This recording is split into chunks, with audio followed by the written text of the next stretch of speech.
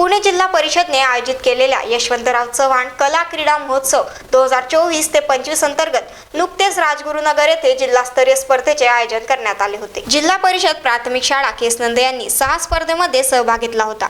यामध्ये लेझिम स्पर्धेमध्ये शाळेचा तृतीय क्रमांक आला असून पोवाडा गायन स्पर्धेमध्ये कनिका बानखेले या विद्यार्थिनीने तृतीय क्रमांक मिळवून शाळेचे नाव उज्ज्वल केले आहे।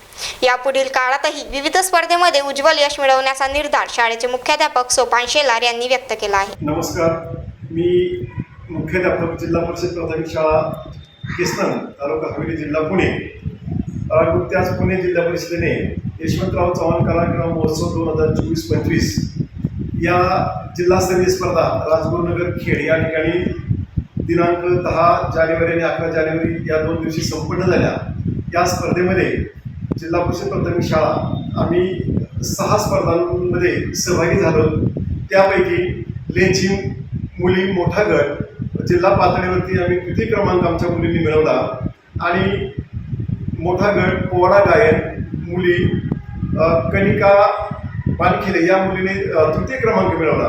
हे सगळं यश आम्ही आमच्या शाळेची शाळा व्यवस्थापन समिती, गावचे सरपंच सुनीताताई हरगुडे, सर्व शाळा व्यवस्थापन समितीचे आजी माजी सर्व सदस्य आणि माझे सगळे मार्गदर्शक शिक्षक, लेझिमसाठी मार्गदर्शन केलेलं आहे माझ्या शाळेतील शिक्षक गाडेकर सर आणि कावळे सर यांनी, आणि पोवाड्यासाठी मार्गदर्शन केलं आहे ते त्यांचे वर्ग शिक्षक नरवडे सर।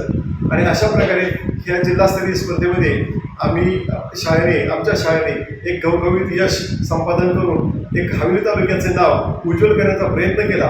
यासाठी आम्हाला आमच्या केंद्राचे केंद्रप्रमुख भालेराव साहेब यांचं मार्गदर्शन लाभलं। त्याचबरोबर हवेली पंचायत समितीचे गट शिक्षणाधिकारी आदरणीय खोशे साहेब यांचं या ठिकाणी मोलाचं मार्गदर्शन लाभलं आणि हवेली तालुक्याचा नावलौकिक करण्याची संधी माझ्या शाळेला मिळाली। त्याबद्दल मला तो एक माझा अभिमान मी समजतो। या सर्वांसाठी आपल्या सर्वांचं सहकार्य लाभलेलं आहे। धन्यवाद। Dnyaneshwar Patekar, star Maharashtra news, Pune.